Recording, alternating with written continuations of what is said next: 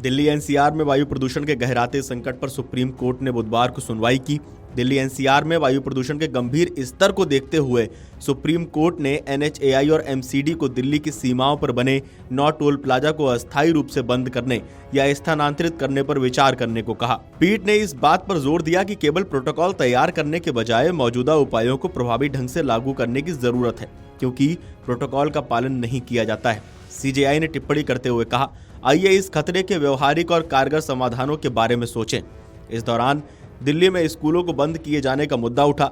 वकील मेनका गुरुस्वामी ने दलील देते हुए कहा कि हर बार जब स्कूल बंद किए जाते हैं तो गरीब बच्चों को सबसे ज्यादा नुकसान होता है, क्योंकि वे मिड डे मील जैसी सुविधाओं से वंचित हो जाते हैं। इस पर भारत के मुख्य न्यायाधीश सूर्यकांत ने कहा कि हमें इस मामले को विशेषज्ञों पर छोड़ देना चाहिए।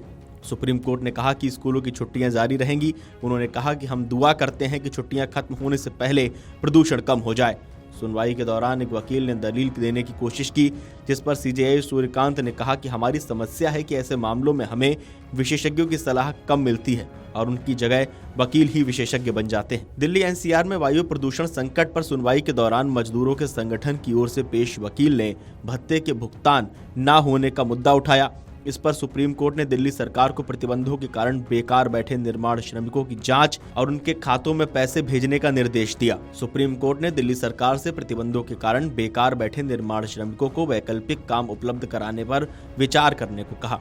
दिल्ली सरकार ने दलील दी कि 2.5 लाख निर्माण श्रमिकों में से 7,000 का सत्यापन हो चुका है और उनके खातों में धनराशि हस्तांतरित कर दी जाएगी। वहीं सुप्रीम कोर्ट ने कहा कि श्रमिकों के खातों में स्थानांतरित किया गया पैसा गायब नहीं होना चाहिए, न किसी अन्य खाते में चला जाना चाहिए। सुनवाई के दौरान दिल्ली के कई टोल प्लाजा पर लगने वाले जाम के चलते होने वाले प्रदूषण का भी मुद्दा उठा। इस पर सुप्रीम कोर्ट ने कहा कि अधिकारियों की ओर से क्यों नहीं कहा जाता कि जनवरी तक कोई टोल प्लाजा नहीं रहेंगे। सीजेआई सूर्यकांत ने कहा कि कल को दिल्ली सरकार कनॉट प्लेस में टोल प्लाजा बना देगी, क्योंकि उसे पैसे चाहिए। सीजेआई ने निर्देश देते हुए कहा कि दिल्ली सरकार के 9 टोल प्लाजा कुछ समय के लिए बंद किए जाने पर विचार किया जाए। उन्होंने इस पर फैसला लेने के लिए 1 हफ्ते की समय सीमा भी तय की है।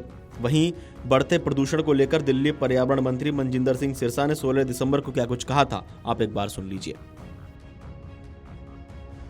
दिल्ली के अंदर मैं एवरेज एक्यूआई की बात, जैसे मैंने पहले भी कहा था, हर महीने हम बेहतर देने में कामयाब हुए। मैं दिल्ली के लोगों से माफी मांगता हूं, इतना कहना चाहता हूं, 9-10 महीनों में कोई सरकार आपको पूरा का पूरा पोल्यूशन को साफ कर सके, ऐसा असंभव है।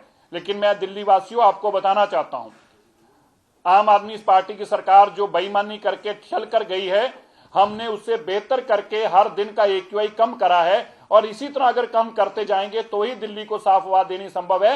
ये 12-10 साल की आम आदमी पार्टी की बीमारियां, 11 साल की और 15 साल की कांग्रेस की बीमारी जो है, जो अभी राहुल गांधी और प्रियंका गांधी जी मास्क लगाकर कहने की बातें कर रहे हैं। मैं राहुल और प्रियंका जी से पूछना चाहता हूं, कहां थे आपके मास्क पिछले साल?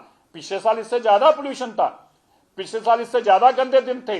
पिछले साल आज के दिन भी अगर हम बात कर रहे हैं तो 380 एक्यूआई था, लेकिन ना राहुल गांधी आपको दिखे ना प्रियंका गांधी दिखे, क्योंकि ये आम आदमी पार्टी के साथ लोग मिले हुए लोग थे और आज इनको ये सब बातें याद आई हैं। बिल्कुल पोल्यूशन दिल्ली में है, पोल्यूशन की बीमारी दिल्ली के कारण बच्चों की सेहत के ऊपर खात्मा कर रही है, नुकसान कर रही है, लेकिन ये बीमारी आम आदमी पार्टी की हमें दी हुई है, जिसको हम ठीक करने का काम कर रहे हैं। हम तो एक डॉक्टर की तरह उस पर रोज कार्रवाई कर रहे हैं, लेकिन ये बीमार करने का काम आदमी पार्टी देके गई है।